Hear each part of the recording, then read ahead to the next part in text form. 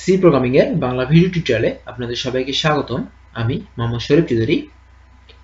আজকের পর্বে আমি সেলফ রেফারেন্স স্ট্রাকচার কিভাবে ডাইনামিক মেমোরি অ্যালোকেশনের মাধ্যমে অ্যাপ্লাই করা যায় সে সম্পর্কে আলোচনা করব। প্রথমে আসি সেলফ রেফারেন্স স্ট্রাকচার। আমি বলেছিলাম যে সেলফ রেফারেন্স স্ট্রাকচার হলো এমন একটা স্ট্রাকচার যার মধ্যে একটা রেফারেন্স পয়েন্টার থাকে এবং সেই রেফারেন্স পয়েন্টারটা সেম টাইপের একটা স্ট্রাকচারকে পয়েন্ট করে।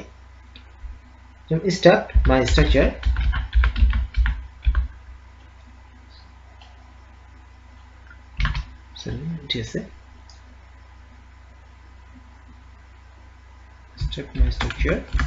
এবং আমি এখানে ডিজার এ এবং আরেকটা লিখলাম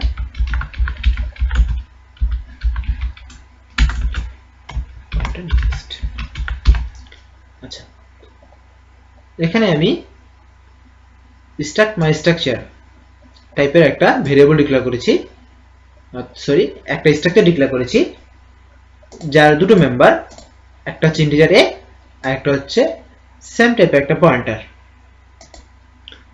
এটাই হচ্ছে আসলে সেলফ রেফারেন্স। পয়েন্টারের কাজ হচ্ছে কি, সে কোনো কিছুকে পয়েন্ট করবে এবং সেই পয়েন্ট কি টাইপের জিনিসকে পয়েন্ট করবে সেই টাইপটা আমাদেরকে আগে দিয়ে দিতে হবে। এবং যেহেতু এখানে স্ট্রাক্ট মাই স্ট্রাকচার অর্থাৎ এই টাইপের রয়েছে, সেহেতু এটা এই স্ট্রাকচারটা টাইপের অর্থাৎ মাই স্ট্রাকচার টাইপের কোনো কিছুকে পয়েন্ট করবে, অর্থাৎ এটা আরেকটা কোনো কিছুকে পয়েন্ট করবে, অর্থাৎ আরেকটা কিছুকে রেফারেন্স হিসেবে গ্রহণ করবে। এবং এখানে একটা ইন্টিজার এ রয়েছে যার মধ্যে আমাদেরকে ভ্যালু অ্যাসাইন করতে হবে। সো প্রতিটা সেলফ রেফারেন্স স্ট্রাকচারে আসলে একাধিক দুটো অংশ থাকে। একটা অংশ থাকে যে ভ্যালু, যেখানে তার মধ্যে ভ্যালু রাখা হয়, অর্থাৎ এই স্ট্রাকচারে কিছু উপাদান যেটা তার নিজস্ব উপাদান, এবং আরেকটা থেকে রেফারেন্স অর্থাৎ যেটা আরেকটা স্ট্রাকচারকে পয়েন্ট করে সেম টাইপের। সো একাধিক স্ট্রাকচারকে পয়েন্ট করলে আমাদেরকে একাধিক পয়েন্ট ইউজ করতে হবে, একাধিক ভ্যালু থাকলে আমাদেরকে একাধিক ভেরিয়েবল ডিক্লেয়ার করতে হবে। এটাই হচ্ছে মূল কথা। এবং মূল যে ব্যাপারটা সেটা হলো যে স্ট্রাকচারে যে আমরা পয়েন্টারটা ইউজ করতেছি এর মাধ্যমে হচ্ছে যে আমরা দুটো সেম টাইপের স্ট্রাকচারের মধ্যে লিংক করতেছি। ইয়েস, এবং দুটো সেম টাইপের স্ট্রাকচারের মধ্যে লিংক করতেছি। এটা হচ্ছে আপনাদেরকে মাথায় রাখার বিষয় যে লিংক করার ব্যাপারটা আমাদেরকে সেলফ রেফারেন্স স্ট্রাকচারটা দিয়ে করতে হচ্ছে। এবার আসি যে আমরা কিভাবে সেলফ রেফারেন্স স্ট্রাকচারে ডাইনামিক মেমোরি অ্যালোকেশনের মাধ্যমে অ্যাপ্লাই করব সেটা নিয়ে দেখুন। এখানে একটা পিকচার রয়েছে এবং এর মাধ্যমে আমি বেশ কয়েকটা জিনিস আপনাদেরকে বুঝাবো। প্রথমে দেখুন, এখানে আমি এটা একটা স্ট্রাকচার টাইপের ধরে নিয়েছি, অর্থাৎ আমি এখানে যে মাই স্ট্রাকচারটা ডিক্লেয়ার করেছি সেটা ধরলাম যে এটা দুটো অংশ। এখানে রয়েছে ইন্টিজার এ, এখানে রয়েছে আমাদের যে পয়েন্টার অংশটা। সো আমরা যখন এই অংশটা দ্বারা তার ভ্যালু এবং এই অংশটা দ্বারা সে কাকে পয়েন্ট করবে সেটাকে বোঝাচ্ছি। এবং দেখুন এইভাবে চিহ্ন দিয়ে আমি এরা বুঝাইছি যে এটা বি কে পয়েন্ট করতেছে। সো এভাবে ভেরিয়েবলের মাধ্যমে আমরা এটাকে পয়েন্ট করতে পারি, আবার এর মাধ্যমে পয়েন্ট করতে পারি। যেভাবে আমরা পয়েন্ট করি না কেন সেভাবে সম্ভব হবে। এবং কিভাবে পয়েন্ট করতে হয় সেটা আমি এর আগেও আলোচনা করেছি। তারপরও আজকে বোঝানোর ক্ষেত্রে আমি আরেকবার এটা নিয়ে আলোচনা করতে যাচ্ছি। প্রথমেই আমি একটা ভেরিয়েবল ডিক্লেয়ার করব মাই স্ট্রাকচার টাইপের।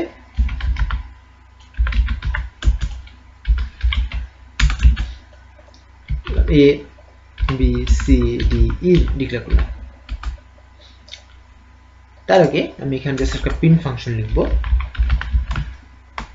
প্রিন্ট ফাংশনটা ভয়েড টাইপের হবে, শুধুমাত্র প্রিন্ট করবে এবং এটা প্যারামিটার হিসেবে নেবে স্টার্ট মাই স্ট্রাকচার টাইপের কোনো কিছুকে সে পয়েন্ট করবে এবং প্রিন্ট করবে এটা পার্সেন্ট \n, ptr.a। সে পয়েন্ট করবে। দেখুন আচ্ছা, এখন আমরা এখানে p10 না নিয়ে আমরা এখানে পয়েন্টার p10 নিলাম, সেক্ষেত্রে আমাদেরকে এখানে এই চিহ্নটা দিতে হবে, তাহলে হবে। সো এর মাধ্যমে আমি কি বুঝালাম যে এটা এখানে প্রিন্ট করতেছে। এখন আমি এখানে যদি ভ্যালু দেই, যেমন আমি যদি দেই a dot a equal to 5 যেহেতু ইন্টিজার দিলাম, এবং আমি যদি এখানে প্রিন্ট ফাংশনটা কল করি, প্রিন্ট a করলাম, এবং এটাকে যদি আমি রান করি, সরি দেখুন এটা ভুল করেছি কোথায়, সেটা হচ্ছে যে এখানে আমি পয়েন্টার ইউজ করেছি, সো এখানে আমাকে রেফারেন্স পাঠাতে হবে। সো এখানে আমি F9 চাপলাম, সো এবার রান করলাম, রান করে দেখুন 5 প্রিন্ট করে ফেলেছে। সো প্রোগ্রামটা মোটামুটি ঠিক আছে। আমি এটাকে একটু মডারেট করব। মডারেটের ব্যাপারটা এরকম যে যদি, আচ্ছা তার আগে একটা জিনিস করি যে দেখুন a ডট a লিখলাম, এটার মধ্যে ভ্যালু দিলাম a dot next, a dot next এটাকে আমাদের দিতে হবে, এটা এখন পয়েন্টার করতেছে, আমি এখানে লিখলাম নাল। নাল লিখলাম কেন, কারণ ধরলাম যে এটা কোনো কিছুকে পয়েন্ট করবে না, অর্থাৎ এটা কারোর সঙ্গে লিঙ্ক আপ নেই। সো এখন দেখুন এখানে a ডট নেক্সট কিন্তু মাই স্ট্রাকচার টাইপেরই একটা পয়েন্টার। সো আমি এখানে জাস্ট একটু মডিফাই করি, সেটা দিলাম যে ইফ যদি আমাদের এই ptr এটা যদি নাল হয় তাহলে রিটার্ন করবে, যেহেতু এটা ভয়েড ফাংশন সেহেতু সে কোনো কিছু রিটার্ন করবে না, এভাবে দিলাম। সো আমি যদি এবার এটাকে রান করি, তখন দেখবেন 5 প্রিন্ট করবে, কোনো সমস্যা হবে না। এবার আমি একটু অ্যাডভান্সে যাই, যেমন আমি যদি a ডট নেক্সট এটাকে আমি পাঠাই এবার, এবং এটাকে যদি আমি রান করি, সেক্ষেত্রে দেখবেন কোনো কিছু প্রিন্ট করেনি, কারণ সে এখানে গেছে। আমরা জাস্ট একটু বোঝার সুবিধার্থে যেটা করব সেটা এখানে লিখব, যে প্রিন্ট করে দেব একটা লাইন,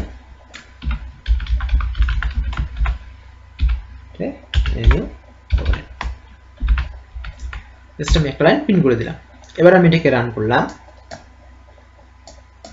দেখুন নাল চলে আসছে, অর্থাৎ বোঝাচ্ছে যে a ডট নেক্সটটা হচ্ছে নাল, অর্থাৎ a ডট নেক্সটে কিছু নেই। আমি জাস্ট এতটুকু বোঝানোর জন্য এই কাজটা করলাম। দেখুন এবার আরেকটু অ্যাডভান্সে যাব, যে যতক্ষণ না পর্যন্ত সে নাল পাবে ততক্ষণ পর্যন্ত প্রিন্ট করবে।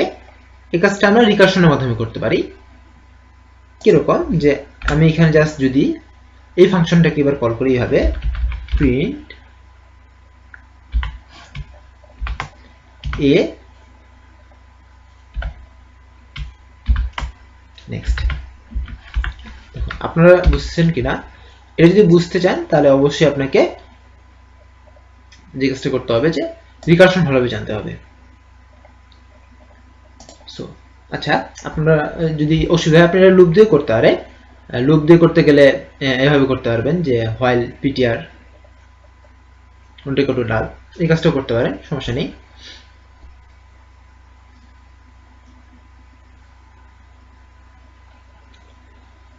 তো রিকারশন দিয়ে না করে আমি আপনাদেরকে একটু, যদি আপনারা এটা যদি বুঝতে অসুবিধা হয়, আমি একটু লুপ দিয়ে আপনাদেরকে দেখাই দিচ্ছি যে এটা লুপ দিয়ে আপনারা কিভাবে করবেন।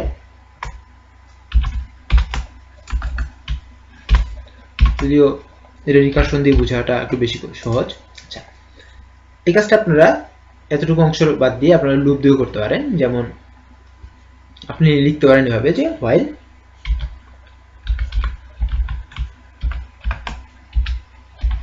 ptr not equal to null,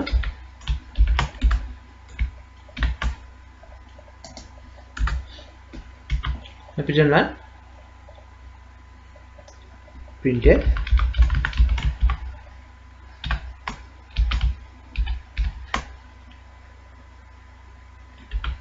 এই প্রিন্টটা ইউজ হবে, সেটা আমি জাস্ট এটাকে কপি করব, কন্ট্রোল ভি, এবং ptr ইকুয়াল টু হচ্ছে ptr নেক্সট। এই কাজটা আপনি করতে পারেন। আমি আপনাদেরকে বোঝার সুবিধার্থে জাস্ট একটা জিনিস করি, আমি এতটুকু কমেন্ট করে দিলাম।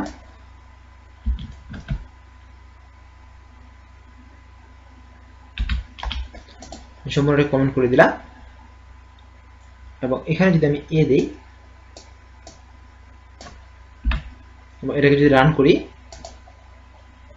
সরি এম্পারসেন্ট দিতে হবে, তাহলে দেখুন 5 প্রিন্ট করেছে এবং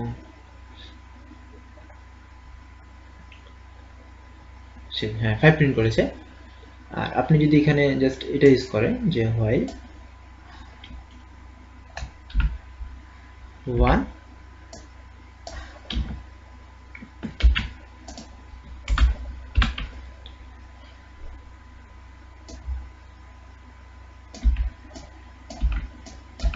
if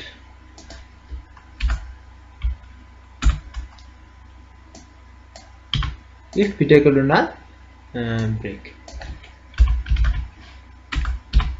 আপনি যদি এটা ইউজ করেন তাহলে হবে যে আপনাকে নাল কিনা সেটা দেখিয়ে ব্রেক করবে। দেখুন এখানে 5 নাল প্রিন্ট করেছে। এটা কেন হলো সেটা বলি।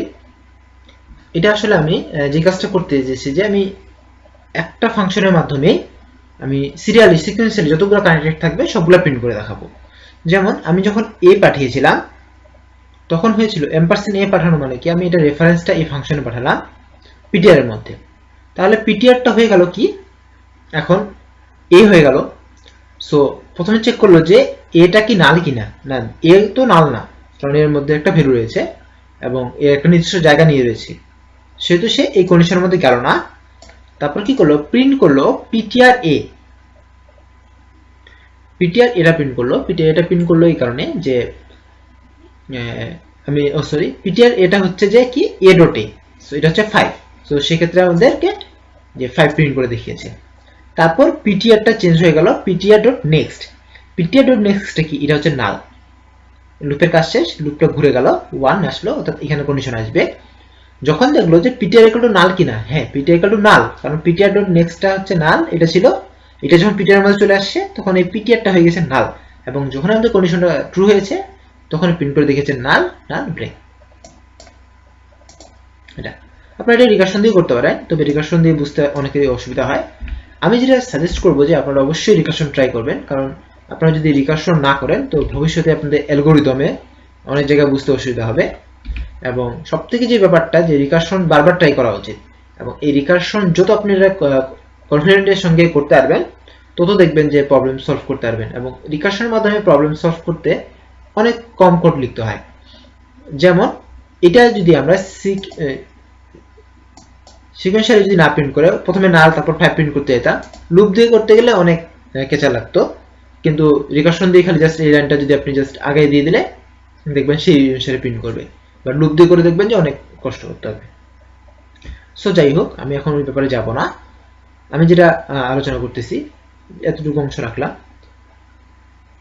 সো এতটুকু বুঝলে আরেকটু আমি এটাকে অ্যাডভান্সে নিয়ে যাই। যেমন আমি এ ডট নেক্সটটাকে আমি নাল না লিখে এটা লিখলাম বি। বি লেখার পরে আমি কি করলাম যে বি ডট এ, এটার মান আমি করে দিলাম 6, কারণ বি হচ্ছে একটা স্ট্রাকচার, বি এর দুটো প্রপার্টি বি এ আর next. So B dot A আমি 6 দিলাম, এবং এবার আমি কি করলাম বি ডট নেক্সট এটাকে নাল করে দিলাম। সো এবার আমি যদি একে রান করি তাহলে দেখবেন যে 5 6 নাল আসবে। a dot next equal to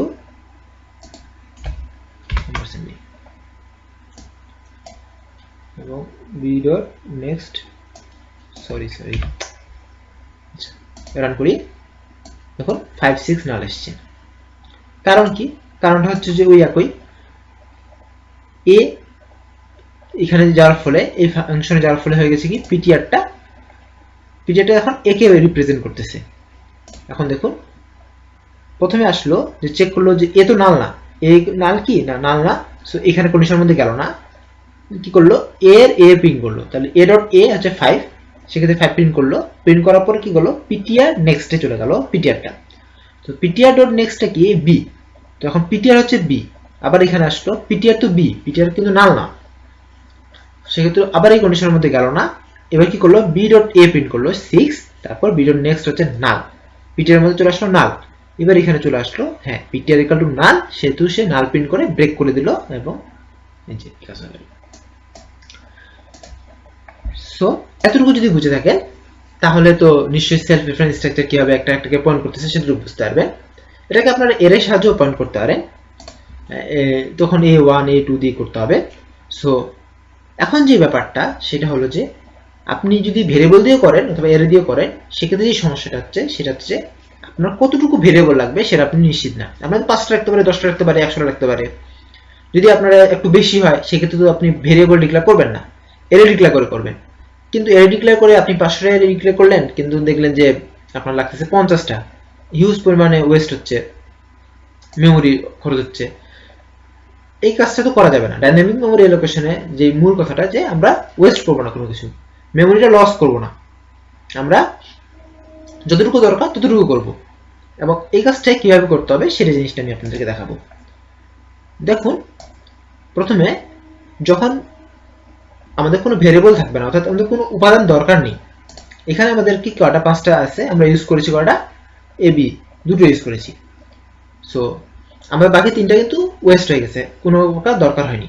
তো আমরা যখন ডাইনামিক মেমোরি অ্যালোকেশনের মাধ্যমে করব, তখন কি করব যে আমাদের যেন কোনো প্রকার ওয়েস্ট না হয়, যতগুলো দরকার ঠিক ততগুলোই আমরা ইউজ করব, এরকম একটা ব্যাপার। সো দেখুন এই কাজটা কিভাবে আমরা করব। প্রথমে আমরা একটা পয়েন্টার নিলাম, এই টাইপের পয়েন্টার নিলাম, এন পয়েন্টার নিলাম যে মাইস্টার টাইপের অবজেক্ট নিলাম, একটা অবজেক্ট মাইস্টার টাইপের একটা অবজেক্ট নিলাম। এখন এটার সাহায্যে আমরা সবকিছু করব। এখন দেখুন অবজেক্টটা যখন আমরা এখানে নাল করে দেব, অবজেক্ট ইকুয়াল টু নাল করে দিলাম, তার মানে কি অবজেক্টের মধ্যে কোনো কিছু নেই। এখন যদি আমি এখানে অবজেক্টটা পাঠাই, দেখুন যেহেতু এটা পয়েন্টার সেহেতু এভাবে পাঠালে এটা নিয়ে নেবে। এটাকে যদি আমি এখন রান করি সেহেতু নাল দেখাবে, কারণ অবজেক্টটা আমাদের নাল। আচ্ছা,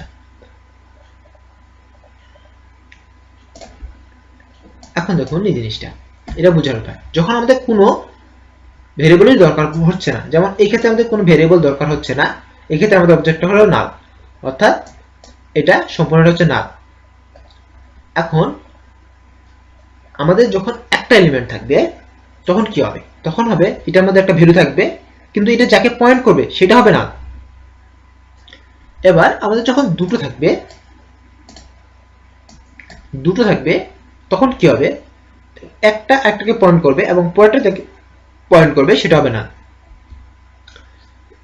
আমরা এটা কিভাবে করতেছি দেখুন, প্রথমে আমাদের কিছু থাকতেছে না এবং এটাকে আমরা যখন একটা দরকার হচ্ছে তখন কি করতেছি, এটাকে আমরা একটা মেমোরি দিচ্ছি, মেমোরি দিয়ে এর মধ্যে একটা মান দিলাম এবং এটাকে বললাম যে এটা এখন নালকে পয়েন্ট করবে, নাল কোনো কিছু কথা এটা কাউকে পয়েন্ট করবে না। আর যখন আরেকটা এলিমেন্ট আমাদের এর সঙ্গে আসতেছে তখন এই যেটাকে নালকে পয়েন্ট করতেছিল এখন নালকে পয়েন্ট না করে সে আরেকটাকে পয়েন্ট করবে এবং সেকেন্ড যেটা করবে সেটাকে নালকে পয়েন্ট করবে। এই কাজটা আমাদেরকে কিভাবে করতে হবে সেটাই আমরা আজকে করব। আচ্ছা দেখুন, এখানে প্রথমে আমরা এই কাজটা করে ফেলেছি। এখন আমাদের দরকার কি, একটা মেমোরি। সো আমরা যখনই একটা করে মেমোরি দেব, যেহেতু এটা পয়েন্টার সেহেতু জাস্ট একটাকে সে রিপ্রেজেন্ট করবে, পয়েন্ট করবে, সে কিন্তু একাধিক কাউকে পয়েন্ট করবে না। এখানে দেখুন এ কিন্তু একে পয়েন্ট করতেছে, যখন আমরা পয়েন্টার দেব এটাকে যখন মেমোরি দেব পয়েন্টার হিসেবে তখন সে এটাকে পয়েন্ট করবে, আবার যখন পয়েন্টটাকে আমি মেমোরি দেবো তখন সেটাকে পয়েন্ট করবে। যদি আমরা লুপের সাহায্যে করবো যে আমাদের 5টা দরকার হলে 5টা দরকার তখন নেব, অর্থাৎ আমরা যেভাবে করি না কেন সেক্ষেত্রে আমাদেরকে যে জিনিসটা মাথায় রাখতে হচ্ছে, আমরা যদি শুরু থেকে প্রিন্ট করতে চাই তাহলে আমাদেরকে শুরু অ্যাড্রেসটা অবশ্যই নিয়ে রাখতে হবে। এটা হচ্ছে প্রথম কথা, আমরা এটাকে নিয়ে রাখলাম, তারপর আমরা নিচে আস্তে আস্তে যতগুলো আসে ততগুলো আসবে। সো আমাদেরকে যদি নিতে হয় তাহলে আমি দিলাম যে অবজেক্ট স্টার্ট এবং পয়েন্টার করলাম অবজেক্ট ইন্ট, এই দুটো আমাদের দরকার হচ্ছে। Start int. যখন আমাদের কোনো দরকার নেই তাহলে অবজেক্ট স্টার্ট, মানে অবজেক্ট স্টার্ট বলতে এখানে আমি যেটা বুঝাইছি যে শুরুতে যেটা থাকবে সেটা, এবং অবজেক্ট ইন বলতে বোঝাচ্ছি যে শেষেরটা।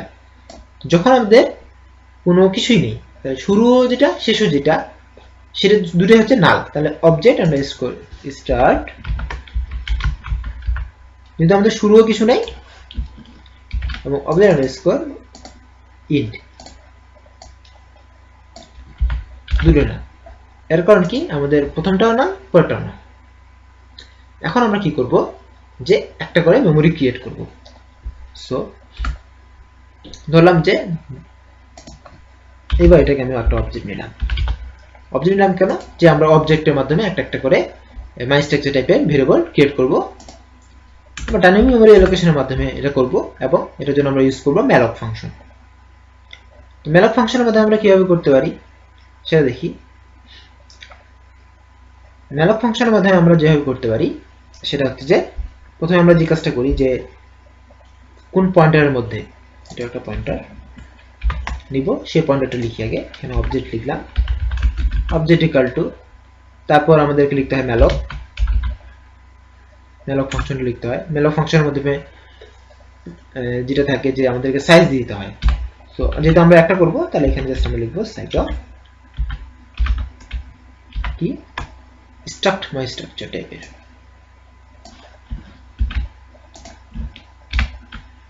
এবং যেহেতু এটা আমাদেরকে ভয়েড রিটার্ন করবে এবং আমাদেরকে কাস্টিং করতে হবে, কাস্টিং করে কি হবে, আমাদের একটা স্ট্রাক্ট মাই স্ট্রাকচারের পয়েন্টার হবে, সেহেতু আমরা এই কাজটা করব।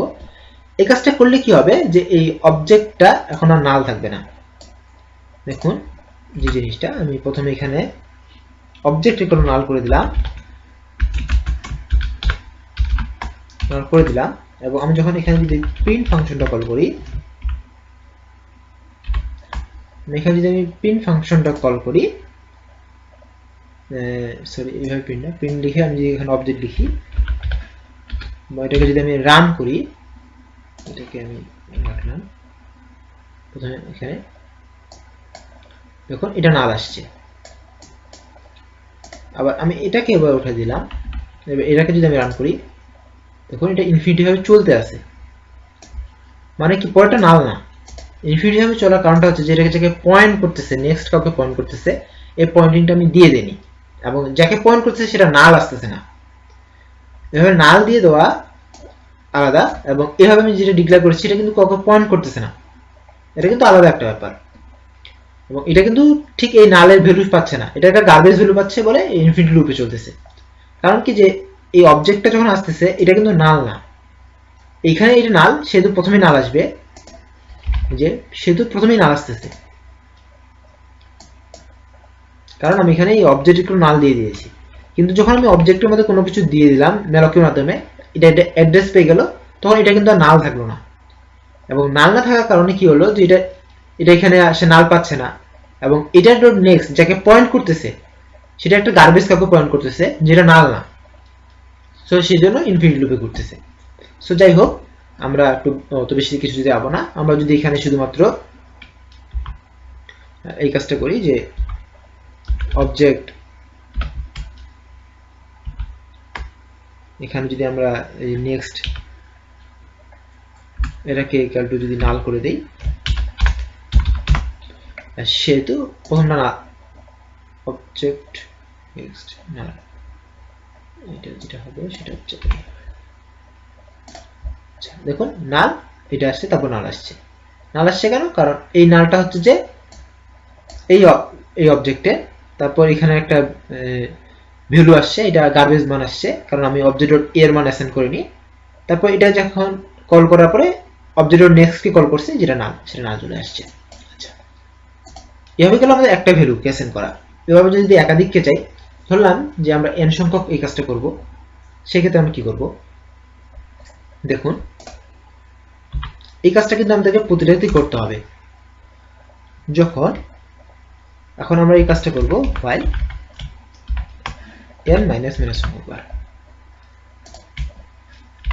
nটা কি জিনিস, এখানে আমরা ইন্টিজার n নিলাম, n ইকুয়াল টু নিলাম 5, আমরা যটা ভ্যালু দরকার প্রোগ্রাম চলাকালীন সময় ধরে নিব।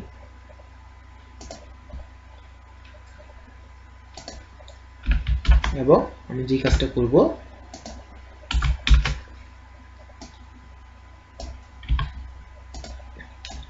সেটা হলো, দেখুন আমাদেরকে কি কাজ করতে হবে। এখানে দেখুন, যখন আমাদের একটা করে ভ্যালু আসবে, আমাদের একটা ভ্যালু দিতে হবে এবং এটা কাকে পয়েন্ট করতেছে সেটা দিতে হবে, এবং তার আগে যে কাজটা করতে হবে যে এটাকে একটা জায়গা দিতে হবে।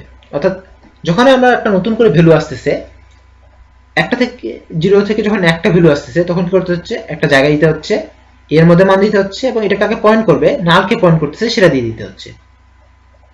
তারপরে যখন একটা ভ্যালু আসতেছে, এটা একই ক্ষেত্রে দ্বিতীয় যখন ভ্যালু আসতেছে, তখন কি করতে হচ্ছে, তখন করতে হচ্ছে যে প্রথম যেটাকে পয়েন্ট করতেছিল সেটা এখন দ্বিতীয়টাকে পয়েন্ট করবে, নাল বাদ দিয়ে দ্বিতীয়টাকে পয়েন্ট করবে, এবং দ্বিতীয়টাকে পয়েন্ট করার আগে দিতে হবে যে দ্বিতীয়টা একটা জায়গা দিতে হবে, দ্বিতীয় একটা ভ্যালু দিতে হবে, দ্বিতীয়টা নালকে পয়েন্ট করবে, এবং প্রথমটা এই দ্বিতীয়টাকে পয়েন্ট করবে। এই কাজটা করতে হবে। সো এই কাজটা কিভাবে করব, দেখুন যে আমাদের যখন জিরো বলতে কি বোঝাচ্ছে, যে যখন স্টার্ট এবং অবজেক্ট দুটোই, আমাদের যখন এটা হচ্ছে স্টার্ট, এবং আমাদের যখন স্টার্ট এবং ইন্ড দুটাই যখন নাল, তার মানে কি আমাদের এখন কোনো ভ্যালু নেই, সে ক্ষেত্রে শুধুমাত্র এটা তৈরি হবে। সো আমরা এখন এখানে একটা কন্ডিশন দিব, if object underscore start equal to object underscore int, যখন object underscore start এবং object underscore int এই দুটো সমান, এবং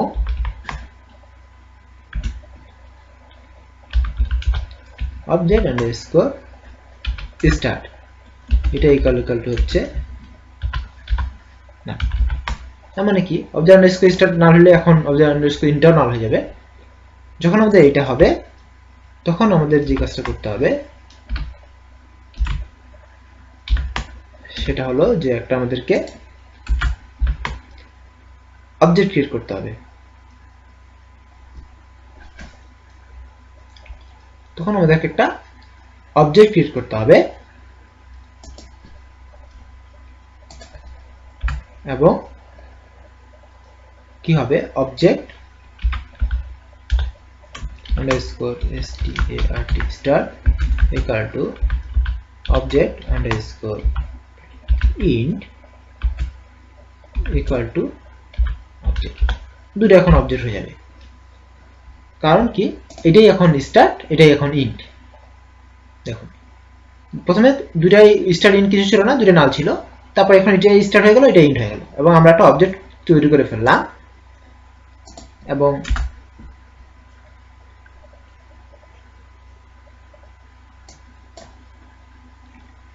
যে কাজটা এখন করবো সেটা হচ্ছে যে তৈরি করে ফেললাম, এটাকে একটু জাস্ট ইন্ডেন্ট করে দেওয়া আছে, ইন্ডেন্ট করা আছে অবশ্যই।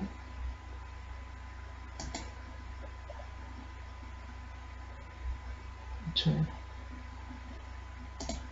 এটা হচ্ছে এটা ইফের, এটাকে ইন্ডেন্ট করে দেই, একে একটু ইন্ডেন্ট করে দেই, টাইপ করি। আচ্ছা এবার দেখুন যেটা করবো যে এই যেহেতু এখন দুটাকে পয়েন্ট করতেছে, আচ্ছা এই কাজটা আমি একটু পরে করি,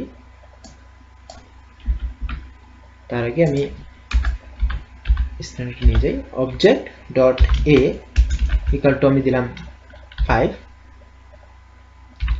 এবং অবজেক্ট ডট নেক্সট,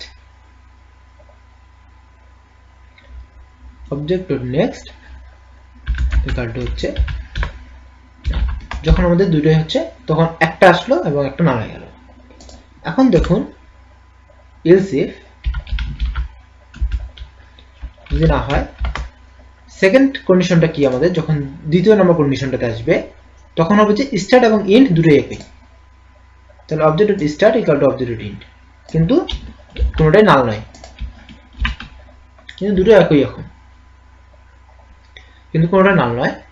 সেই ক্ষেত্রে আমাদেরকে কি করতে হবে, আবার একই কাজ, একটা নতুন করে অবজেক্ট তৈরি করতে হবে,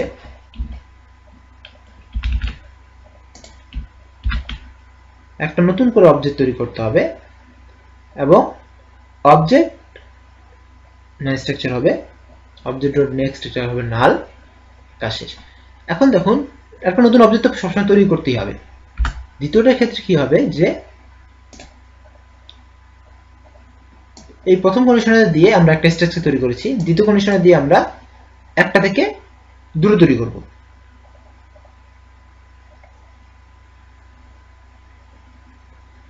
দুটো তৈরি করব, তাহলে কি হবে যে দুটো তৈরি করার ক্ষেত্রে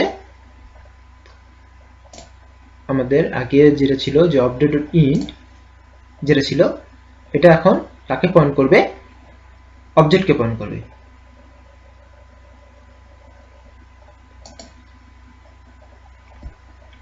তাহলে object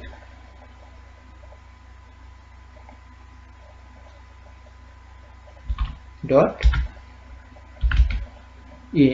object underscore int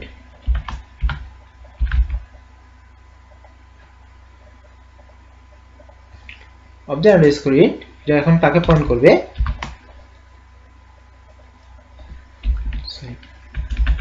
object underscore এটা পয়েন্ট করবে অবজেক্টকে। নতুন যে অবজেক্ট আসলো সেই অবজেক্টটাকে অবজেক্ট আন্ডারস্কোর ইন্ট এটা এখন নতুন যে অবজেক্ট আসলো সেই অবজেক্টটাকে পয়েন্ট করবে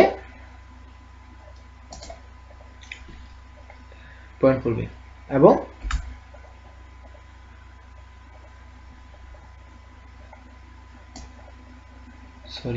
object underscore int dot next, এই তো এবার ঠিক আছে। আচ্ছা, এটা এখন এই অবজেক্টটাকে পয়েন্ট করবে এবং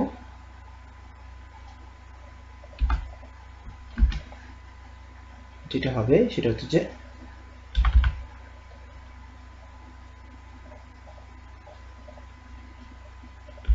object underscore int equal to হবে অবজেক্ট। আচ্ছা, যে আমি যেটা বলতেছিলাম, আচ্ছা ঠিক আছে, সেটা দ্বিতীয়টার ক্ষেত্রে হচ্ছে এবং বাকিগুলোর ক্ষেত্রে একই হবে, এবং এখানে আমাদের কি সিভ লেখার কোনো দরকার নেই কারণ বাকি সবগুলোর ক্ষেত্রে একই হবে। আচ্ছা, 5টার জন্য হয়ে গেল 5 এবং এখানে অবজেক্ট a ডট 5 লিখেছি। আচ্ছা, আমি জাস্ট এটাকে যদি এখন অবজেক্ট আন্ডারস্কোর স্টার্ট দিয়ে যদি এটাকে আমি রান করি, অবজেক্ট ডট এ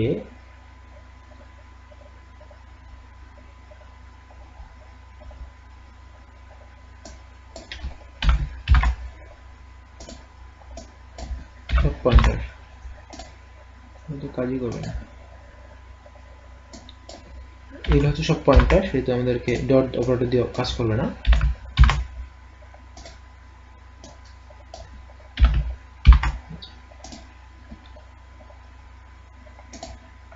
এবার এটাকে রান করব, রান করে দেখুন নাল আসছে, এই নালটা আমি আগে কেটে দিই, এই অবজেক্টটাকে আমরা কেটে দেব।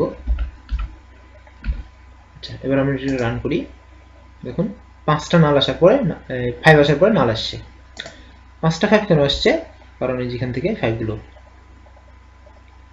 এসেছে, কারণ এখানে প্রতিটা ক্ষেত্রে 5। আমরা এখন যে কাজটা করব সেটা হচ্ছে একটা ইন্টিজার নেব,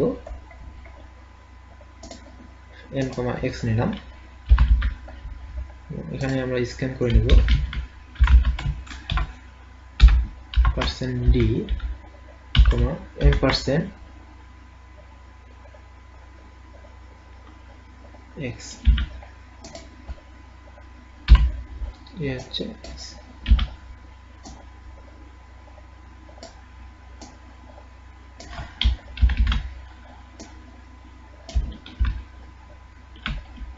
এবার এটাকে যদি আমি রান করি, দেখুন এখানে ইনপুট চাচ্ছে, আমি প্রথমটা 4 দিলাম, তারপর 5, তারপর 6, 7, মানে 5টা দরকার, 3, 5টা হয়ে গেছে। রান করলে দেখুন 4, 5, 6, 7, 3 এবং শেষটা হচ্ছে নাল। রিকার্সিভলি এটা যেহেতু হচ্ছে, অর্থাৎ একটা পর একটা চলে আসতেছে। হয়তো অনেক কিছু আপনারা বুঝেননি, এই জিনিসটা বোঝার জন্য সেলফ রেফারেন্স স্ট্রাকচারটা ভালো জানতে লাগবে এবং ডাইনামিক মেমরি অ্যালোকেশন বোঝানো লাগবে। তারপর আমি একবার আপনাদেরকে বুঝাই যে আমি কি করলাম। আমি কি করলাম যে দেখুন সব ক্ষেত্রে আমাদেরকে নতুন করে একটা অবজেক্ট তৈরি করতে হচ্ছে, অর্থাৎ আমরা যখন 0 থাকবে, যখন একটা হবে তখন আমাকে এই গড়াটা তৈরি করতে হবে। তৈরি করার জন্য কি কি জিনিস লাগবে? প্রথমে হচ্ছে যে আমাদেরকে এটাকে একটা জায়গা দিতে হবে, এর মধ্যে একটা মান দিতে হবে এবং এটা কাকে পয়েন্ট করবে সেটা বলে দিতে হবে, এবং সবশেষে যেহেতু হচ্ছে তাহলে সবশেষে এটা একটা নালকে পয়েন্ট করবে এবং এটার মধ্যে একটা ভ্যালু থাকবে যেটা আমরা স্ক্যান করে নেব এবং প্রথমে একে দিতে হবে। দেখুন এই কাজটা আমি প্রতি ক্ষেত্রেই করেছি। যেমন অবজেক্ট ক্রিয়েট করেছি একটা, যেটাকে একটা জায়গা দিয়েছি, তার মধ্যে কি ভ্যালু দিবে সেটা কিবোর্ড থেকে নিয়েছি এবং তার নেক্সটকে অর্থাৎ যেটাকে পয়েন্ট করবে সেটাকে আমি নাল করে দিয়েছি। এটা হচ্ছে আপনাকে প্রতিটা ক্ষেত্রে, দুটো ক্ষেত্রেই করতে হবে। এখন প্রথম ক্ষেত্রে হচ্ছে যেটা হচ্ছে যে যখন আমরা 0 থেকে 1 তৈরি করব তখন এটা কাকে কেউ পয়েন্ট করবে না, অর্থাৎ যে অবজেক্টকে তৈরি করতেছি সেই অবজেক্টটাকে কেউ পয়েন্ট করবে না, এই ক্ষেত্রে ডিফারেন্সটা। কিন্তু যখন আমরা 1 থেকে 2 হচ্ছে, যখন 2 হচ্ছে তখন কিন্তু এটা কাউকে না কাউকে পয়েন্ট করবে। দেখুন তখন কি করবে, যে অবজেক্টটা তৈরি করলাম সেটাকে আগের অবজেক্টটা পয়েন্ট করবে। 2 থেকে 3টা, 3টা থেকে 4টা, যেটা হোক না কেন, একটা থেকেই একাধিক যখন হবে তখন কি করবে, প্রথমটা পরেরটাকে পয়েন্ট করবে। এটা হচ্ছে আমাদেরকে এক্সট্রা একটা এড করতে হচ্ছে, যেটা আমরা এখানে জাস্ট এক্সট্রা এড করেছি, যে এই আগেরটা নতুনটাকে পয়েন্ট করতেছে। এবং যেহেতু স্টার্টটা আগেটা ফিক্স থাকবে, ইনটা চেঞ্জ হয়ে যাবে, কারণ নতুন হবে এটা ইন হয়ে যাবে। তখন আবার যখন পরেরটাকে আসবে তখন এটা পরেরটাকে পয়েন্ট করবে, কারণ আগেরগুলো তো কাউকে পয়েন্ট করবে না, পরেরগুলো কাউকে পয়েন্ট করবে। এখানে দেখুন এটা ইন হয়ে যাচ্ছে। যখন আমরা 1টা থেকে 2 করতেছি তখন কি হচ্ছে, নতুন একটা জায়গা আসতেছে, এর মধ্যে একটা মান আমি দিচ্ছি, এটা একটা নালকে পয়েন্ট করতেছে। যখন 2 থেকে 3টা আসবে তখন আমাদের ইন পজিশন হচ্ছে এইটা, সেহেতু আমাদেরকে চেঞ্জ করে দিতে হচ্ছে আগেই। এখানে অবজেক্ট.ইন দিয়ে আমি বুঝাচ্ছি যে এখন আমার ইন পজিশন এইটা, এবং আমি যখন পরেরটাকে ক্রিয়েট করব তখন আমাকে এটাকে করবে, অর্থাৎ শেষেরটাই যে তারপরটাকে পয়েন্ট করবে। এই জিনিসটার জন্য আমাদেরকে এই ইনটা চেঞ্জ করে দিতে হচ্ছে। যেমন নতুন যে অবজেক্টটাকে তৈরি করলাম সেটাকে আমাদেরকে ইন করে দিতে হচ্ছে, এটাই। সো হয়তো আপনাদেরকে বুঝতে অনেকটা কষ্ট করতে হচ্ছে, অথবা অনেকটাই অংশ হয়তো বুঝতে পারেননি। তবে আপনি যদি না বুঝে থাকেন তবে গোটা টিউটোরিয়ালটা আপনি আরেকবার দেখবেন, ভালোভাবে দেখবেন, এবং তারপরে যদি বুঝতে অসুবিধা হয় সো সেক্ষেত্রে আপনি আমাদের সঙ্গে কন্ট্যাক্ট করতে পারেন। সো ধন্যবাদ সবাইকে আমার সাথে থাকার জন্য। দেখা হয় পরের টিউটোরিয়ালে। ধন্যবাদ সবাইকে।